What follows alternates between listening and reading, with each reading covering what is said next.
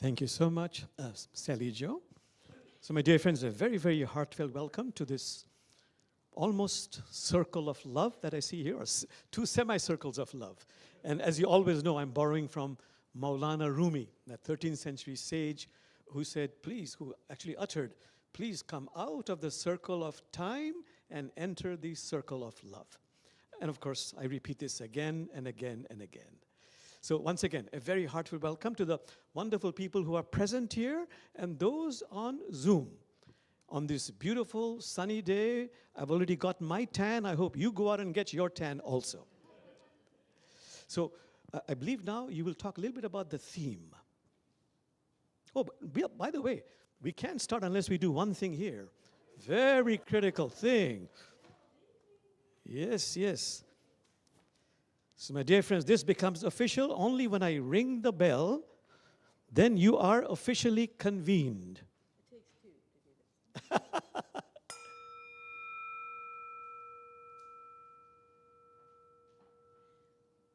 Thank you, Sally Jo. Now you are officially convened. Thank you. Welcome, everyone. We're so happy to see everybody on this Easter Sunday. And, you know, we have these beautiful flowers around and bouquets. And we have a lot to be grateful for here this morning. I know I do. I wanted to talk for just a moment about our annual discernment for the year. And I think you'll find that on the back of your program. And our theme for this month of the year, our overall theme is preparing a home for the mystic heart, or a home for the mystic heart. And each month we take an aspect of that theme. And this month's aspect, which this is the very last day of March, so we've been on this particular aspect of the theme for some time. And this one is the question, it's in the form of a question. What is our ultimate spiritual goal? So I have to admit that Jamal and I have been planning this service the last few weeks. I've been trying to think, how am I going to actually tie that theme into Easter? And it didn't come to me right away, but yesterday was the most inspiring day of the whole month at least, and maybe longer than that. Some of you were there yesterday. I think you know what I mean.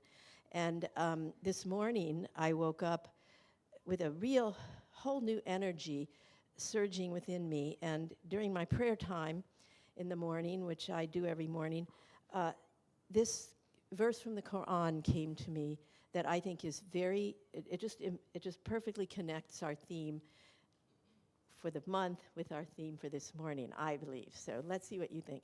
This is a verse from Surah 25, Farkan, which means the criterion.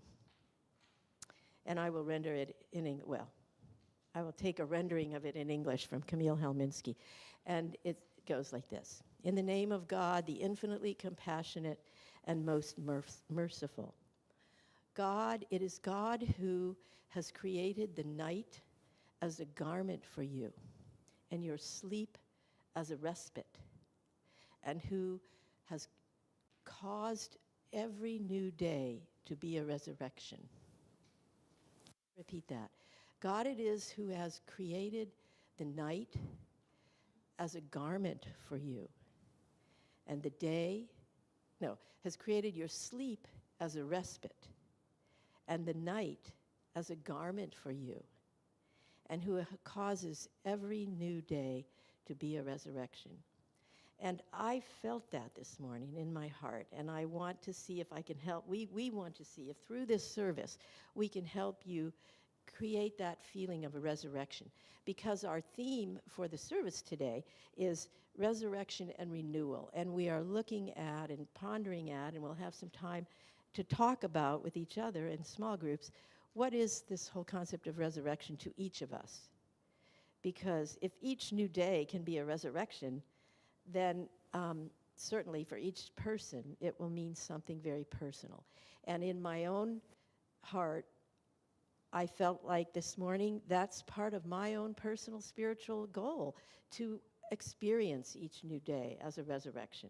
So let's see where that goes. And then we will go on with the service, and then when we talk a little bit later, we'll have Father Centurio and Jamal talking about ideas of resurrection. Keep that in your mind if you can, or if you wish to.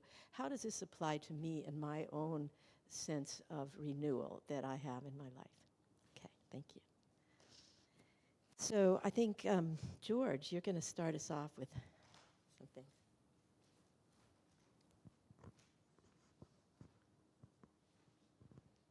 Well, good morning, all. And we're at that place in our service that we do every Sunday, and that is a tradition of welcoming in our ancestors. Welcoming in our ancestors to our circle of love. And we welcome in all ancestors. But you may have somebody specifically in mind that you'd like to bring in. Family member, but it could also be a friend, it could be some teacher or whatever it is. And so I would like this morning for us to take a little time out and to do a little tiny contemplation. Few things happy my heart more than contemplative time together with other people sitting in silence. So I'm going to ask for those who are willing to do so to just close your eyes for now and bring into your awareness someone or ones who have special meaning for you.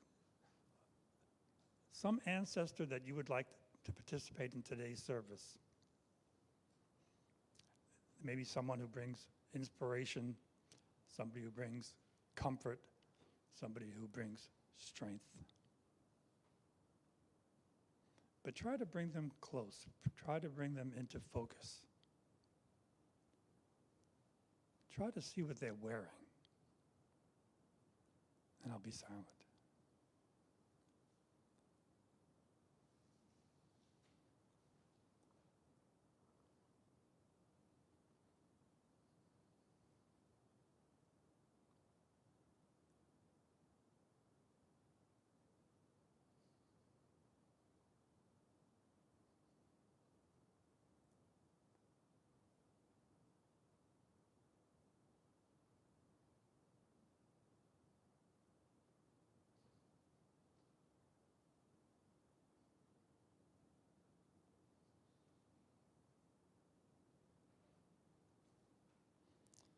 Thank you, and welcome. Another one of our traditions is honoring our first peoples. And as most of you know, much of the area that we call home has been appropriated from Native Americans. And in the Puget Sound area, we had the Coast Salish people. Am I saying that correctly? Salish. Thank you. See that? Everybody's paying attention, and I love that when people are paying attention. The Coast Salish people. And in particular, where this lovely sanctuary sits, was the home of the Duwamish people. And sadly, despite all of the setbacks, all of the sacrifices, all of the misdeeds done to the Duwamish people, while they still exist as a people, and they have a lovely lodge and what do they call the house? Longhouse. See, look, this is great. I'm getting all this nice feedback. They have a longhouse. They are still not recognized as a tribe, and as such, they don't get the benefits of having a tribe, the schools and the financial support and so on and so forth. So the least we can do is to support them in their efforts to try to become recognized as a tribe and to benefit from that. You can also find out a lot more about them by going online, and they have, I wrote it down, so this time I don't have to ask you here. They have two sites here, actually, you could go to there. Therefore, if one doesn't please you, you can go to the other one. One is www.duwamishtribe, one word, duwamishtribe.org, and you can support them by going to Real Rent Duwamish, again, all one big word, realrentduwamish.org. And I thank you. Joey?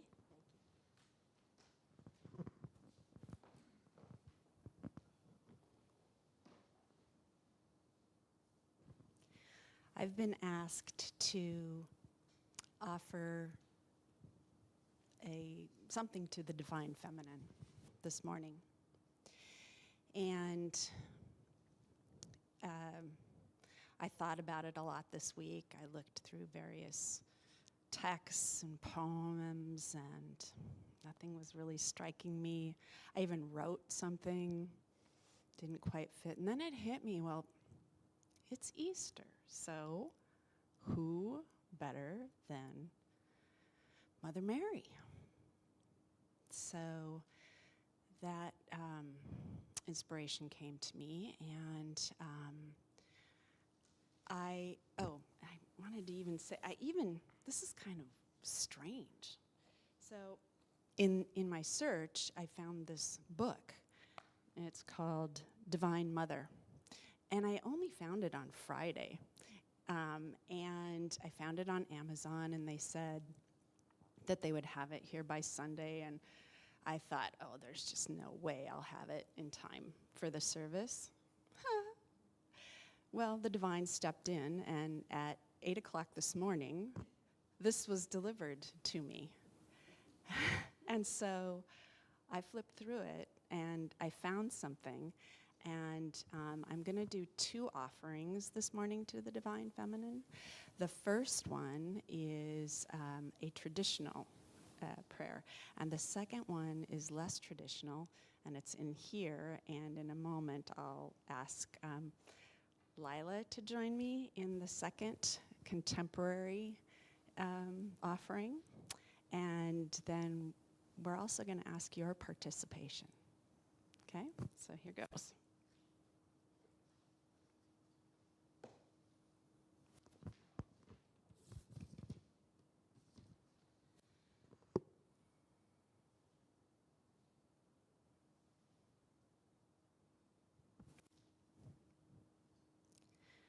Morning prayer to Mother Mary. My Queen, my Mother, I offer myself to you. And to show my devotion to you, I offer this day my eyes, my ears, my mouth, my heart, my whole being without reserve. Wherefore, good Mother, as I am your own, keep me, guard me as thy property and possession. Okay, Lila, would you please join me? So I'm going to read this because I want your participation. No, I'm good, thank you. So I'm going to read this first because I want your participation, and it'll catch on in just a flash, okay? You're going to know this. All right. When I find myself in times of trouble, Mother Mary comes to me, speaking words of wisdom. Let it be. John Lennon. So let's sing this together this morning. When I find myself in times of trouble, Mother Mary comes to me, speaking words of wisdom. Let it be. Let it be. Let it be. Let it be. Let it be. Speaking words of wisdom. Let it be. Thank you, Divine Feminine, for being with us.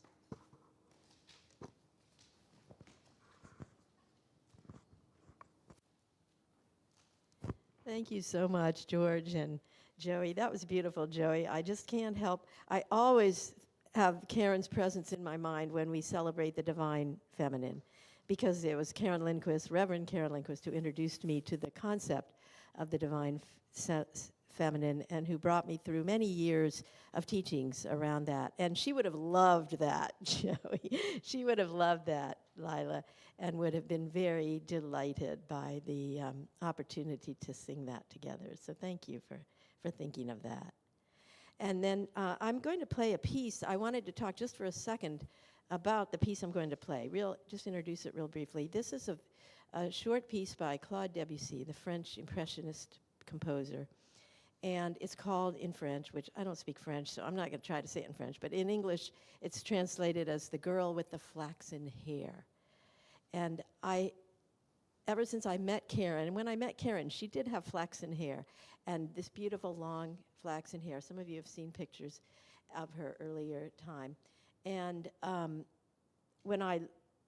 first time I played this piece here in the sanctuary, I was practicing it, which I do have to do before I play a piece, and Karen was in the sanctuary, and I told her, I said, Karen, this song always reminds me of you, because it's called The Girl with the Flaxen Hair. And she whether she told that to please me or not, she always said that she loved this song, and it was one of her favorites. So I always dedicate it to her when I play it, and I think of her as I'm playing it. So maybe you would want to do that too. This goes again.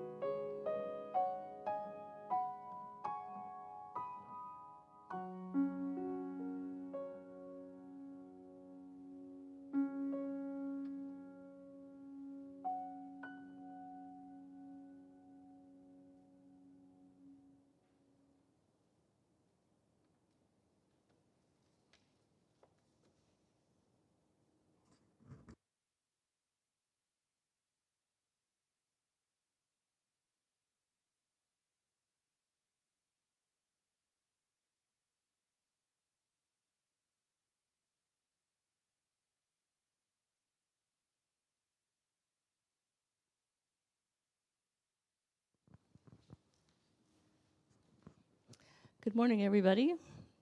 My name is Gretchen Rowe, and I'm here to introduce Father Centurio, who I met at the Parliament of World Religions in Utah in 2015.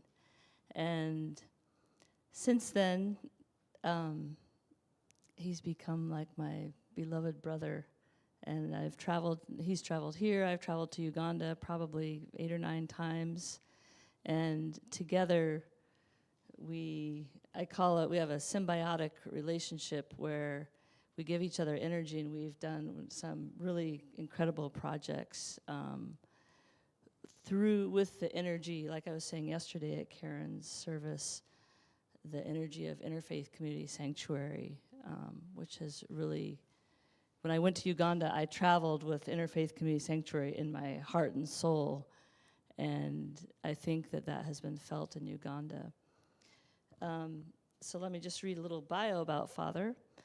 He's a Catholic priest from the Archdiocese of Tororo in Uganda. He has served as a parish priest to many parishes in the 16 districts of the Tororo Archdiocese since he was ordained in 1986. Currently, he works very hard. He heads the Justice and Peace Department in Caritas, Justice and Peace Commission, which is equivalent to the American Relief Services. In addition, Father is the Land and Property Officer of the Archdiocese of Tororo, which is a very stressful job in land everywhere, but he's right smack in the middle of it, being in charge of the land office. Today, he exercises his priestly duties by serving at the cathedral and being a chaplain to over 1,600 students at Great Aubrey Memorial College. And like I said, I met him in 2015, and together we've worked with Uganda Martyrs Orphans Project, which was started by his sister. And here I started an outreach project called United Village, and we've partnered on a number of humanitarian projects together. So he stretches himself thin. In fact, I was sitting there thinking, Father's sitting with Anne, Sister Bahia, she was at the Parliament too. That's how we were sitting at the Parliament together. And he just spreads himself all over. Like he's here, but he doesn't sit next to me. He hardly even talks to me when he's here. He talks to everybody else. So, Father, please come up and... Sure. Yeah.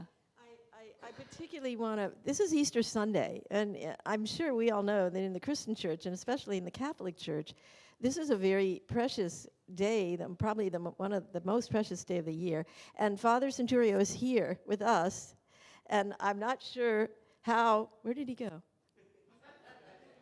Well, he was here with us a minute ago.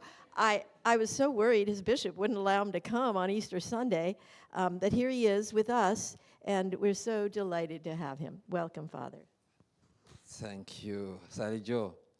Members, happy Easter to all of us. Not at all. Just enjoying the beauty of Easter with you. How are you? Please, when I'm at home, I'm used to crowds and people talking to me. I don't like the church where I speak to myself and everyone is just... So I hope you join me this morning. I am a person-oriented priest. As Gretchen told you, I am not happy when I don't have people with me. When I'm alone, I feel it very, very difficult, but there's little time. Forgive me if I go into unnecessaries. Zach, thank you very much for what you have done for my people out there with your engineering. We have saved a lot of people suffering from the spoils from our eating and drinking. The sewage is good now. Thank you. Thank you very much. And you know, Michael was with me in Africa, and Michael knows my village. So, Rabbi, I call him Rabbi. Please come again. Let the separation with the Karen not stop our current going on into Africa. Let us continue, okay? Happy Easter, everybody. Now, I have a cloth here that I wanted to show, and of course, My sister Sally Jo thought I wanted to put it on at this time. But you have been talking about the feminine energy. And I wanted to show you that on this day, if I was at home, I would be putting on the feminine energy of our Mother Mary on my chest. So I am one of these people who are very much devoted to our Mother Mary, because as I grew up under the mother's care, because my father was already killed at a very early age. So the mother is very close to me, and the energy of mother is useful. Now, I'm going to talk about Easter. 3 things we should keep in mind. The first day is that of Palm Sunday. The Jewish religion is very much related to the Christian religion, and it begins with Palm Sunday. Jesus' triumphant entry into Jerusalem. And people had palms because they were expecting a Messiah. And Jesus became that Messiah that people were waiting for according to the Christian tradition. So Hosanna, Hosanna, Hosanna, and all of us must enjoy. In one place in your life, at one time, you'll have the Hosannas, the praises that people give to you. Please enjoy that. It is not bad to have happiness, to be welcomed. For Jesus Christ, what followed was the denial. First was the chief apostle who said, I will go with you everywhere. I will. Within a short time, he had to deny this word. Say, I do not know that guy. And all of us, each one of us, at one point of your life, you'll find that there's a denial, there's a betrayal.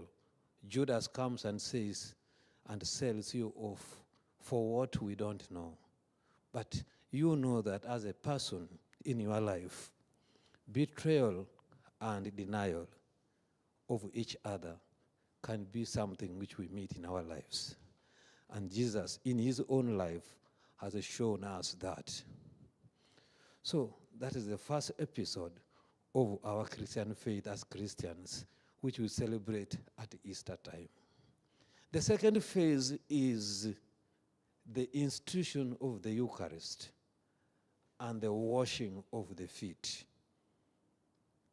Jesus Christ, before he left, before he died, he said, do this in memory of me. He did with bread and did with wine. And said, each time we proclaim the Eucharist, which is a daily endeavor in a Christian's life, we celebrate and we get our energy in the celebration of the Mass. When we say, do this in memory of me, the priest lifts up the bread, and the priest lifts up the cup, the wine, the chalice. Do it, and we do it every time in remembrance of him, who becomes our energy. As Christians, Christ is the energy of every Christian. But before he died, he instituted not only the Eucharist, which is accompanied, which works together with the priesthood, but he also told us, with his own example, to wash each other's feet. And I was very proud of what Jamal talked about. My family supports me. My community supports me. We are servants of each other. If we don't support each other, we are not living according to what Christ did for us. He removed his garments, got a towel, and washed the feet of his disciples. Let us wash each other's feet. Let us serve each other. So that is the second part of the Easter celebration. The third, and the most important, is the sacrifice on the cross. I can say that. The sacrifice on the cross. He carried the cross up to the hill of Golgotha, and the cross is heavy. He walked the whole way. He fell many times. He even enlisted the help of some bypassers so that they helped him to carry the cross. And when he reached on Mount Calvary, two people stood by his sides. One said, "You have saved others, and you will always be mocked by other people. You have saved others. Why don't you save us also?" But the one who is repentant says, "For us we have suffered rightly, but this man has done nothing to deserve this." And so Jesus Christ hung on the cross and was dying. And he cried out, "Eloi, Eloi, lama sabachthani, my God, why have you forsaken me?" At the points of our lives, each one of us cries in pain, because suffering is a painful thing. Pain is always in your life, and sometimes we feel helpless. But the will of God is what Christ came for. He accepted to die on the cross because that was what he came for. And he breathed his last and died. Unfortunately, the one who declared that he was the Son of God was the centurion. Sometimes I think about myself and I say, yeah, I was the one and I will be the one declaring, surely this is the Son of God. Each one of us, in recognizing the pains of other people's lives, we must be able to say, well, it is for God that we do it, and with God we suffer it and we come to the end of it. For Christ, it is fortunate. For all of us must be fortunate, especially on this day. He died on the cross, but death was not the last of his undertaking in the world. He rose. All of us in life, to every dark cloud, there's an accompanying silver coloring, a silver cloud accompanying us. Let us not give up in our struggles, in the pains of life. Let us stand firm. God will not let us down. God is victorious, and God is the one who gives victory at the end of every undertaking. Easter is a celebration of success, is a hope for each one of us that whether we struggle and things are very hard, for a person who believes, and I can say, if you're a Christian, believe in your God. And you, if you believe in any other God, your God will not let you down. If you have faith, there is always success. There is always victory on the other side of our struggles. We shall win. So that is the proclamation of Easter. And the song is, heroes, heroes, heroes, heroes, heroes from the dead. I don't know whether you know that song. You can join me to sing it. If you know, if you don't know, can I just try it? Heroes, heroes, like that. Heroes, heroes, heroes, heroes, heroes from the dead. Heroes, heroes, heroes, heroes, heroes from the dead. Heroes, heroes, heroes, heroes, heroes from the dead. And the Lord shall bear his children home. And the Lord shall bear his children home. That is what Easter is for me and for other Christians who believe every difficult situation has got a resurrection, has a brighter side in life. The Lord be with you.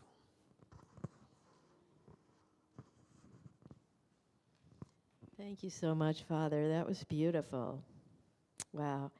And I have to mention that Father didn't hear what he was going to be talking about until I was bringing him home from the airport at 9:30 p.m. Friday night. And he had just been traveling for almost 2 full days, 48 hours to get here. But I knew he'd come through. Anyway, thank you so much. That was beautiful, and it was perfect message. I'm going to play another piece. This one is called Reverie, which means kind of Well, you know what reverie means. Getting in a state of meditation, actually. And I would like you to think of this as a meditative time for you. And you can meditate about whatever you want to, but let it be good.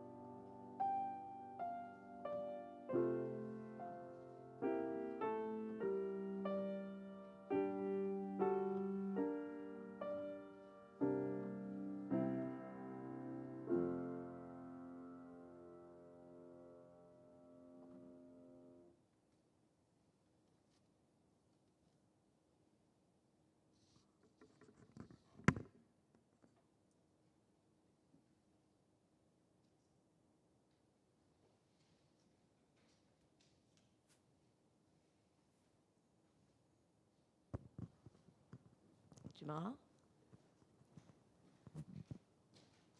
Thank you so much, Sally Jo.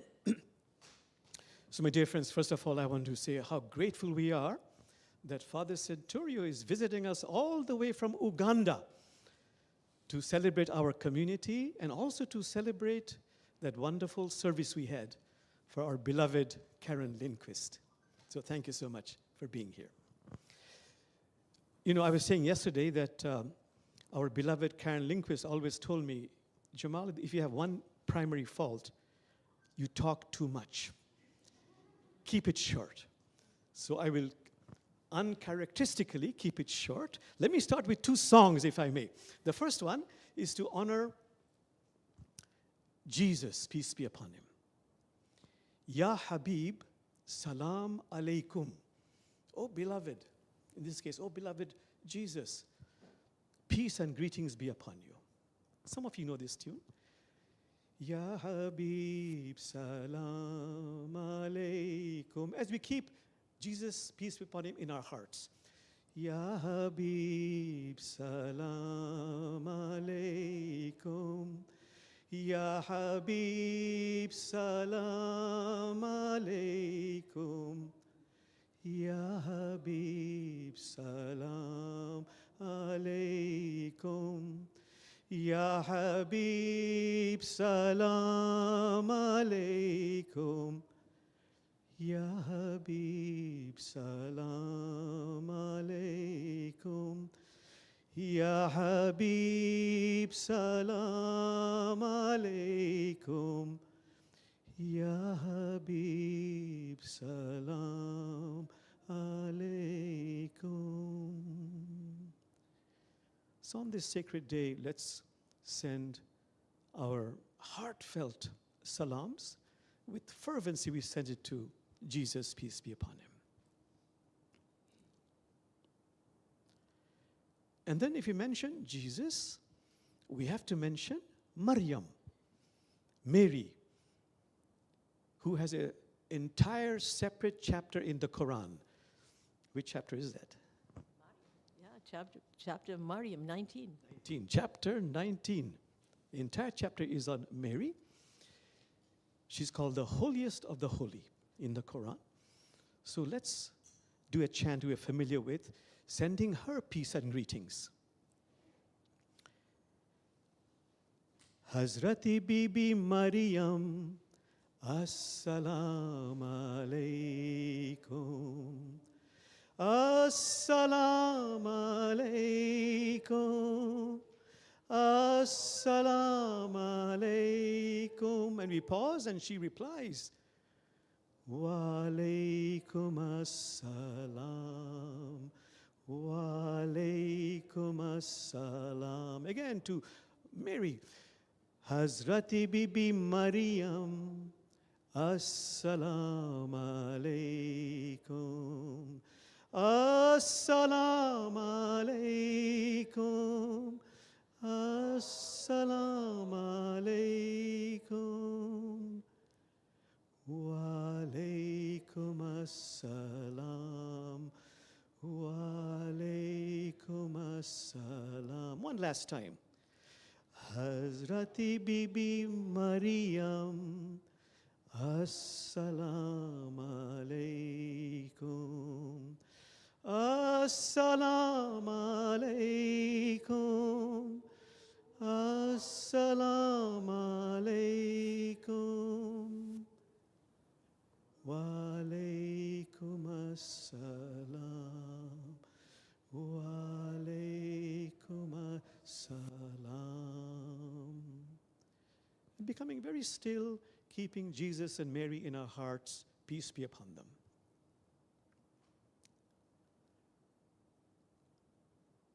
And very briefly, I want to tell you, take this opportunity to tell you, what does the Quran say about Jesus and Mary? And then I'll just end with one sentence insight, an interfaith insight. Jesus is considered a very revered prophet in Islam. He has many names. One name I like very much, Ruh Allah. He's called Spirit of God. What is so special about Jesus in the Quran? The Quran says he's in the same mold as Adam, peace be upon him. Meaning, God just said kun. Kun means be. Jesus manifested, of course, through the womb of Mary. But so I would say, so Muslims believe in the virgin birth. And as I jokingly say all the time, I've traveled in many parts of the US with my Interfaith amigos, and I'm convinced that more Muslims than Christians believe in the virgin birth. What else about Jesus in the Quran? The Quran says, we don't know this literal or metaphorical, a great soul like Jesus, I'm just saying what the sages say, never die. Great souls never die, but Jesus never died. So what happened to Jesus, according to the Quran?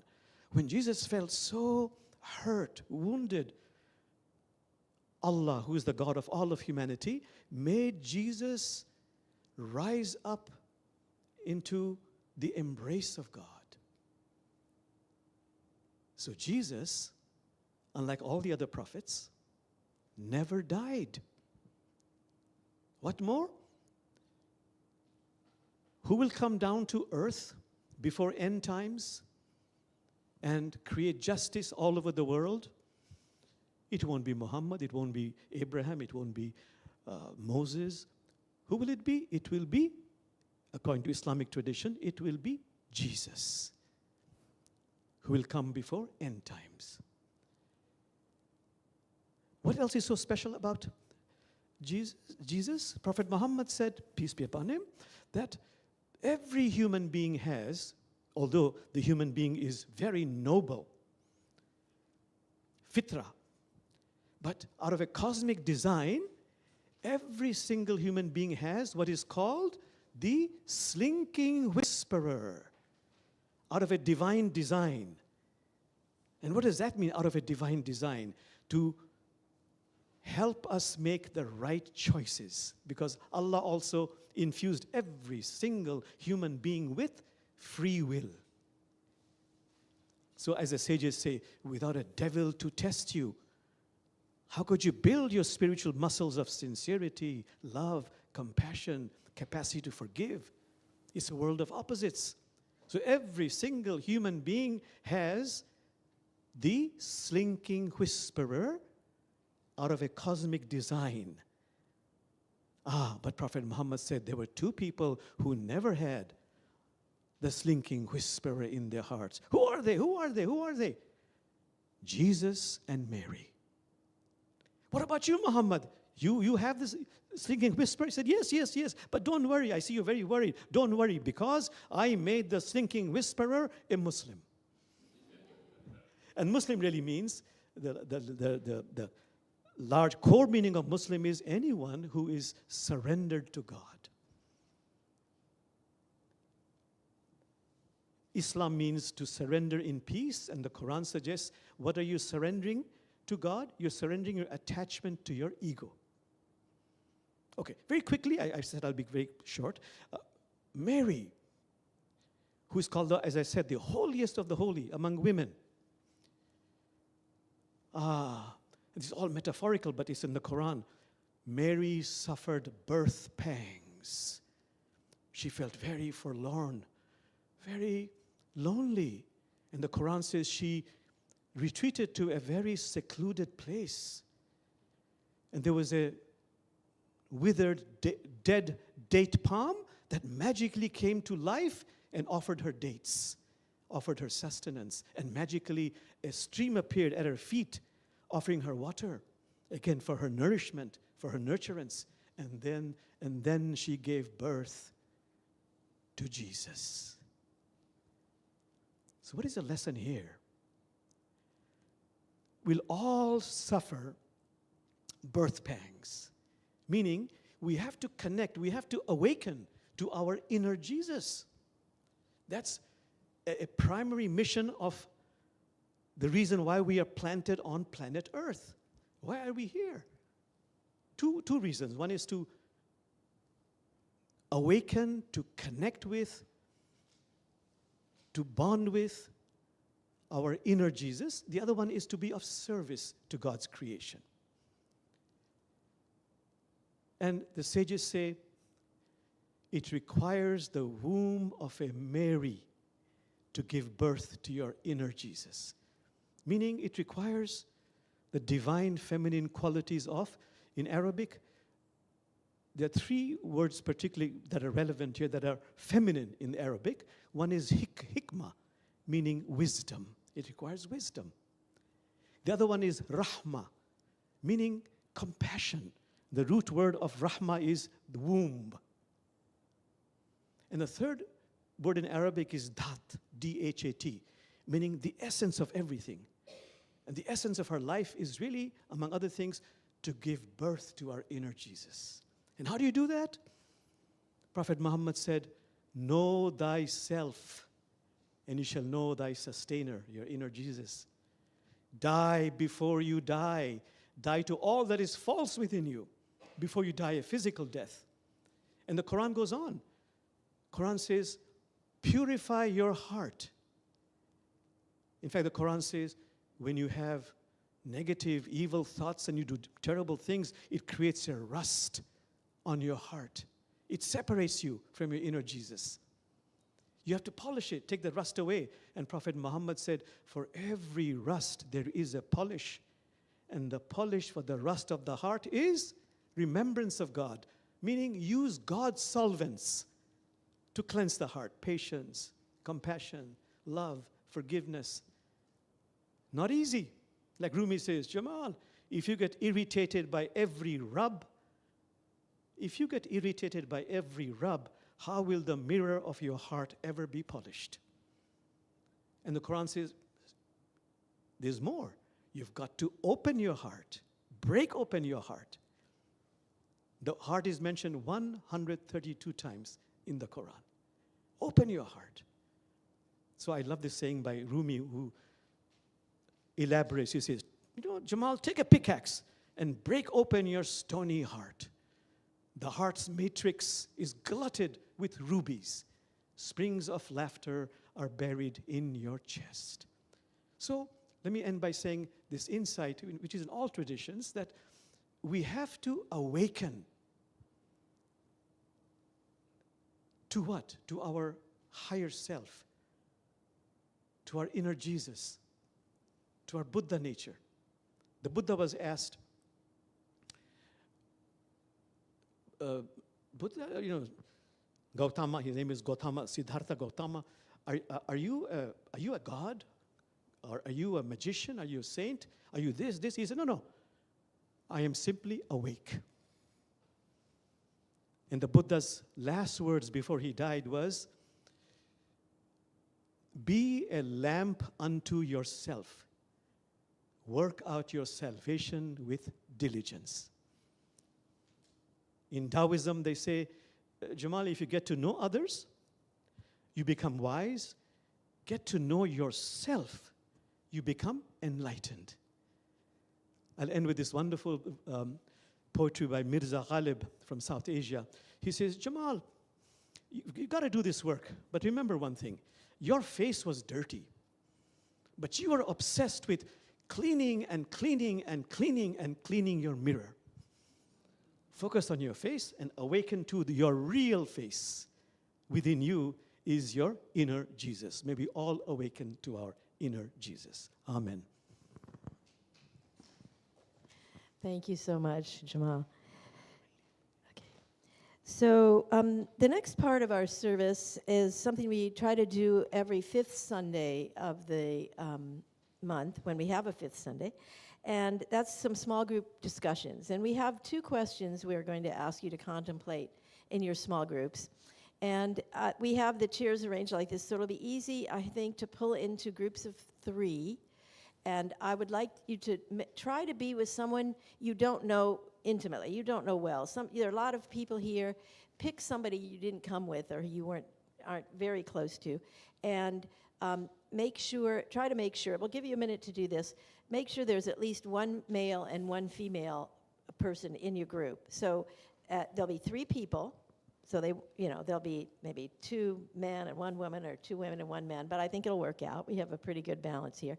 And somebody you don't know intimately, even if you know their name or something, but maybe somebody you don't know very well. Let's pull into chairs like that, pull our chairs into little small groups like that, spreading out, and then I'll give you the directions on what I'm going to ask you to talk about. Groups of 3, please.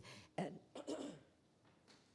try to find somebody you don't know well, and try to have a mix of at least 1 male and 1 female.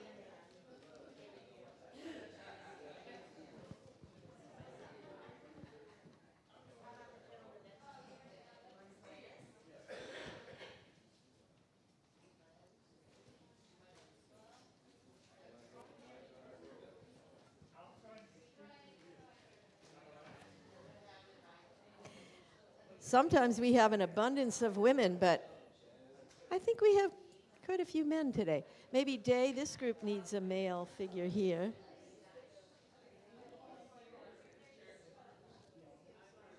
There may be one group that has 4.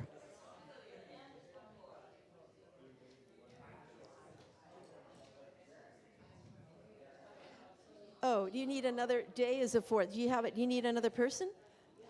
Day, I'm sorry, we need another person to make 3 over here. Okay? Right here. Let's see.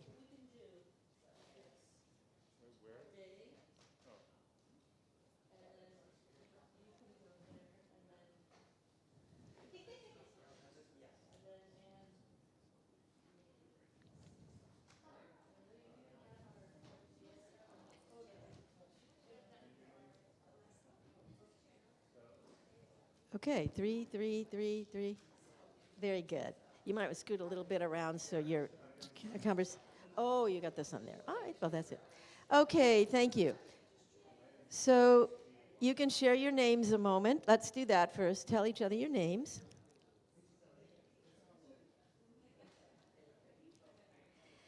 And so this is how it will work, and I've got to kind of orchestrate the timing, so I don't think I'll be able to if I get involved in a group, I might lose track.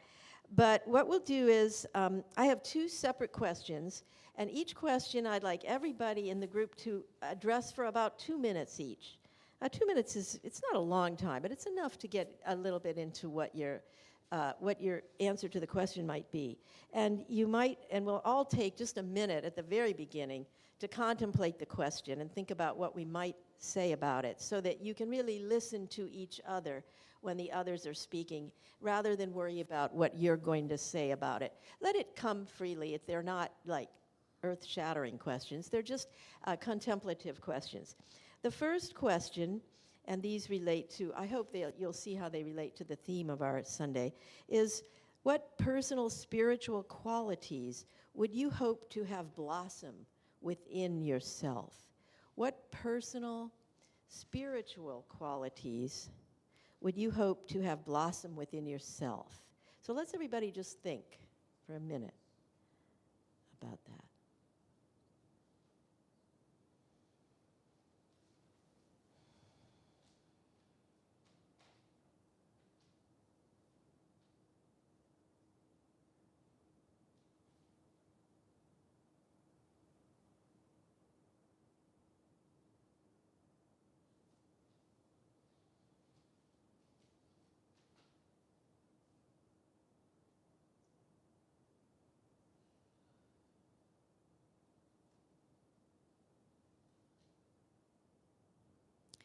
Okay.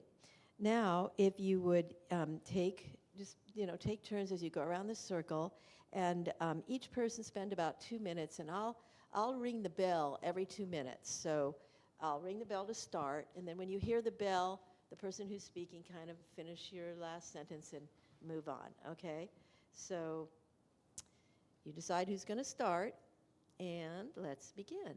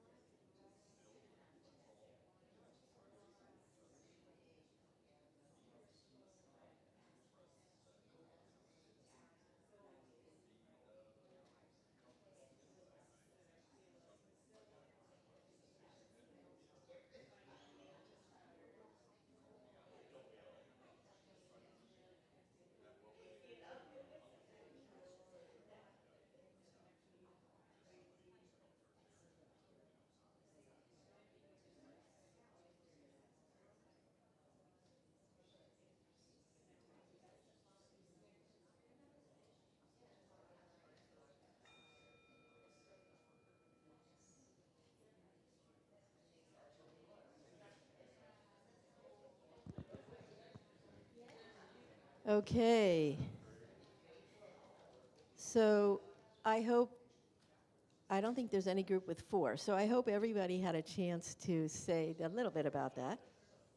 Thank you so much for sharing.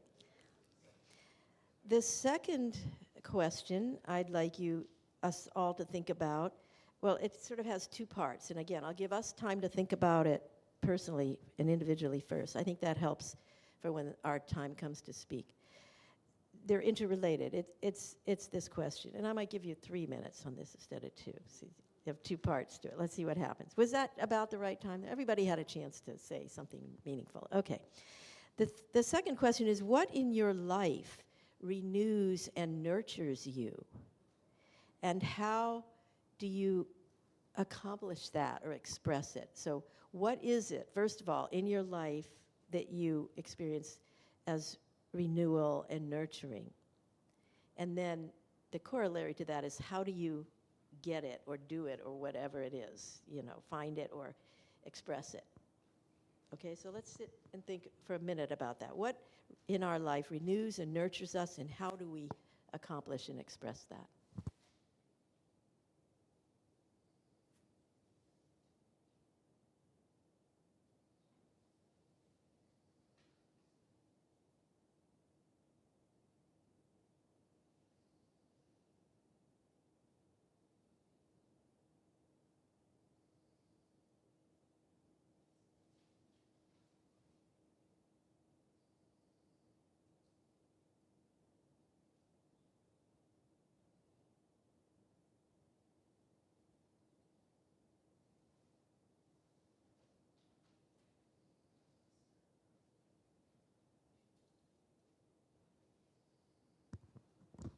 Okay, so we've had time to think in our own heart about that question. So we'll each have about 3 minutes to express that to our group. You can go backwards or go the same direction or whatever you feel.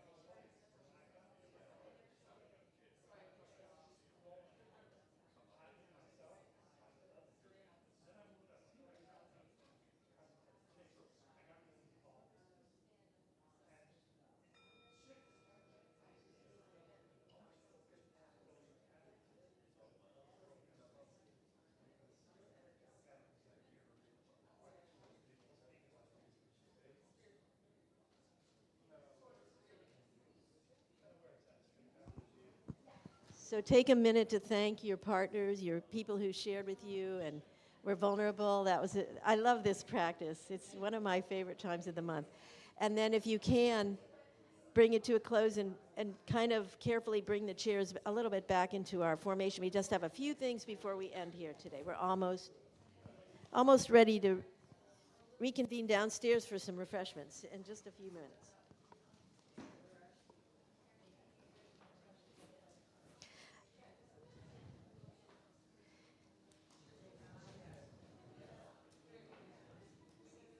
Since we're getting a little late, I think I'll skip my next piece and I'll play it at the end as people are exiting if you want, because I don't want to run out of time here.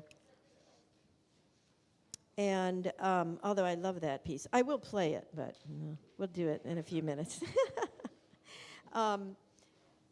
Thank you so much for being part of this beautiful Easter service. We do take time every Sunday to pass the plate and share our wealth. And I always like to acknowledge that our wealth goes beyond our physical, the money that represents our wealth in the world and that we pay the bills with. It is true that the money is important in keeping up the upkeep of this historic building, but even more important than that is the generosity of the people who give of their time and their expertise and their patience and their effort to keep this house of worship going, keep the doors open, keep the lights on, and all the kitchen cleaned up, and all the dishes done, and the laundry done, and the bills paid, and everything that has to be done to keep this organization good and safe and open to all. And the time that people spent, as I was talking about Karen's generosity yesterday, and her generosity was to give every moment of her life, in my opinion, every waking moment she had, she gave to this community, and that was her generosity. She might not have been able to give a lot of money, but that didn't mean anything because she was sacrificing money and working as a volunteer, which is what most of us do. And so that's very much acknowledged, and we thank you for that. Upcoming gatherings, there's still some information to be passed on about that. After this service, we have food left over from our gathering yesterday, from our memorial service with Karen. There's food, there's some sweets, there's coffee and tea. Please come downstairs if you have a moment. I know you might be off, some of you being with your families this weekend, but if you would like to share downstairs, we could continue our conversations and getting to know each other. And then throughout the week, we have so many gatherings every week, every day of the week, some more than once per evening or day. And it's all listed on our website, interfaithcommunitysanctuary.org. And if you, on the website, if you click the little button that says you want announcements sent to you, you put in your own email. You have to show that you're not a robot. You put on your own email there, and the announcement every Monday morning, you'll be sent a list of all the different classes and gatherings and any special gatherings in the Sunday service. It'll all be sent to you in just one email per week on a Monday morning sometime, and that you have to refer back to. And there are links. You can click on the link and find out the Zoom link, for example, if it's a Zoom class. Sometimes the classes are on Zoom, sometimes they're in person, sometimes they're both. Sometimes they're live streamed. And that's a little different from Zooming in that you can watch it and hear it, but you can't participate in it. So you can always get more information by clicking and going back to the website for the full details. But you can see the lineup and the timing.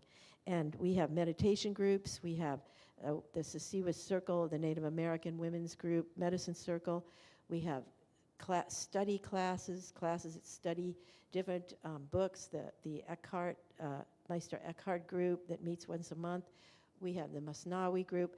There's so many. The meditation group. There's a meditation group this evening at 6 o'clock, a Buddhist meditation. We sit and do meditation in the Buddhist style. That's going to end tonight for a while, but it's been going on every Sunday evening. So keep up with that by taking a look at that. We have a very different, a special gathering that only happens once a year. Will happen this coming Friday here in the sanctuary, and that's the Night of Power, the Laylatul Qadr, which is part of the Ramadan celebration for Muslims, and everybody is welcome to it. And it's the time when Muslims, it comes sometime in the last 10 days of the month of Ramadan, and you may know that in the month of Ramadan, this month, it's a normal month in the Islamic calendar, but it's celebrated especially as a sacred month because it was the month in which the first verses of the Quran were revealed to the Prophet Muhammad from God through the angel Gabriel when he was meditating in the cave in Mecca.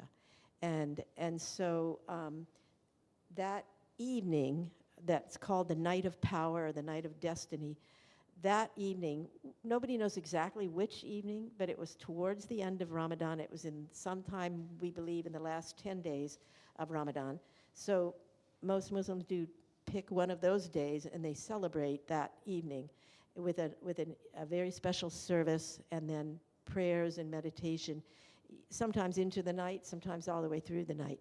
Here in the Interfaith Sanctuary, we're going to celebrate it right before sundown for about an hour. We have a service right here with our own Bahia Ann Holmes Redding, who leads our Friday prayer group every Friday, and Jamal Rahman, and they will be leading our service, and there'll be recitations from the Quran, there'll be chanting, there'll be a lot of meditation and silence during the service, and we will hear the story of how the Quran was revealed and what the importance of the different aspects of that. And then we will break the fast at sundown, and which comes around 7:30-ish. And we will break our fast with dates and water, and then whoever would like to will participate in the Islamic prayer, which takes about 10, 15 minutes. And then we will go downstairs for iftar, when we actually eat our dinner, which for most Muslims who are fasting, they have not eaten since before sunrise. So we'll have a potluck dinner to share for people who are fasting. But you're welcome to eat with us even if you haven't been fasting. I mean, that's not a requirement for joining us that night. We like to make this interfaith in the sense that we invite people in, people who are curious about Islam and want to know, well, what are these people doing? Why are they doing it? Well, let's learn a little bit about it if you're curious. That would be, we love that and we welcome that. And so that will happen on this Friday. We will be gathering at 6:30. We'll start probably 6:45 because I think that the sunset comes about 7:43 or something. And so the service lasts about an hour, and then we break and go on. And after the dinner, after we have our dinner downstairs, we'll have one more prayer cycle. Those who are still here and would like to do the next evening prayer, that will also be held here for anybody who wants to participate in that. So all are welcome, and please join us if you'd like. And then other than that, I think that mostly the weekly, regular meetings are taking place. So unless anybody has something special to announce, I will... Just one thing to remember is that next Sunday is our guiding council meeting. It's our guest speaker, and but I just wanted to mention the guiding council meeting because I'd like you to put it on your calendar now, because we really need as many people participating as possible. The guiding council is the decision-making group for all spiritual and mundane material issues. And so we really not only want, but we need your input and support. Excuse me, and that's right after next Sunday's service. Right, and all are welcome. Thank you.